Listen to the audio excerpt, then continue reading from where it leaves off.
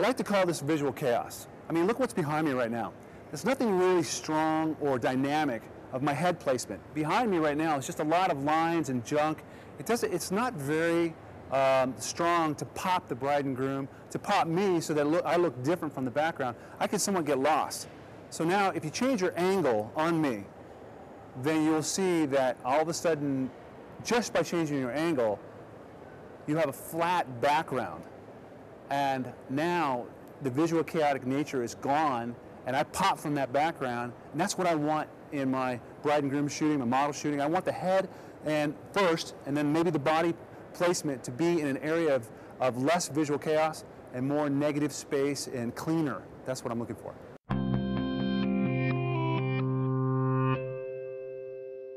Same thing here. Visual chaos behind me. But there's cool lines, but it gets all caught up behind me. It's all caught up in the visual nature of it. So then you pan over to the right. I didn't move, right? But you moved. That's what a photographer can do. I mean, this could be you can document a wedding. You just move around. You can just change your angle, and all of a sudden now I got a flatter area. Now you can actually pull back and include a little of this extra visual chaos, as long as you're including me in a negative space behind you. Now that could be a cool composition to add some lines and stuff like that, as long as I'm right here popping from the background, not caught up in all that stuff back there. You know what I'm talking about? So check it out. Here we are again, tons of visual chaos behind it, but yet a lot of wedding photographers are not looking at their background. They're not really paying attention. They're paying attention and focusing on the bride, the model, and they get lost. The things get lost behind them, and they're not realizing it because they think it's more about them, but they include the composition. They get lost. So here I'm going to change my angle. So I'm going to ask the bride to move. And that's not a problem. A lot of times I'll just say, hey, do you mind just moving right here?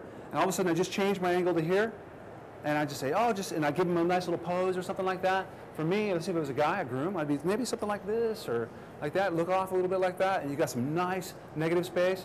And you can include some background if you want. You can include some floor, whatever you want to do. But they really pop from the background here. All right? So that's just kind of what I want to give you an idea on what's visually chaotic. You always got to find out what's behind the subject. Here I got a photo of at a church in Slovenia, and this church is visually chaotic to the max. Like, where do you place the bride? I mean, where do you place the model in a situation like this without them getting completely lost with all the paintings, the gold work, all the stuff in this church? So she started walking out. All of a sudden, she got into the arch area, and I said, "Stop!" I included her, just the upper portion of her body, and now she's the even tonality of the dark behind her. She pops from the background. It's negative space, even tonality, nice and dark back there. She pops. Now all this incredible, I added all this incredible, dripping gold and painting and all that kind of stuff, and all the lines pointing to her, and now she pops. Now, as I'm talking about, the visual chaos, but she's in an area where she pops. Here's another shot where the light helped to have her pop. It was all over the top of her hair. This was in Denver, all on the Red Rocks, and there's this beautiful light shining through, but it was dark behind her. It was on purpose. It's the way I changed my angle. So I had her placed there, and then I moved back, and I moved up a little bit and shot down a little bit so that her head would be in the dark area of the rocks, and where the visual chaos is less, and the tonality was more even, and the light popped to the back of her head. Boom! She looks like she's just popping out of those rocks. Here we're at a covered bridge. And oh my gosh, lines everywhere in this covered bridge. Like, where do you shoot with all these incredible lines, yet not have her head and her body so lost in the lines of the visual chaos of this very cool bridge? Well, I just placed her in the tunnel of the bridge, going out with a natural light, and I overexposed, blew out that background. Now she's in an even tonality of the white there, and all the lines are pointing towards her, and the chaos is now harnessed. Awesome. Here's a shot I shot in Las Vegas, and there's this old sign yard. It's really cool, yet very chaotic in nature. All these wording and stuff like that. And like, where you got to know where you place the head. Otherwise, all that wording gets caught behind them. And so I have a spot right here in the blue. Put him right there, so his head's caught there. And I moved my angle just a little bit, got what I needed, and then now he pops from that background. So it worked out really good. So he's not caught up in all that stuff in the background. Oh, this is so fun. I had a bunch of guys with me, and I said, and we had this girl way up in the hill, and all this beautiful red rock country, yet it was really chaotic of those rocks and lines and stuff. And I said, we gotta move, we gotta move. And so she was way up on this rock, perched up on this rock.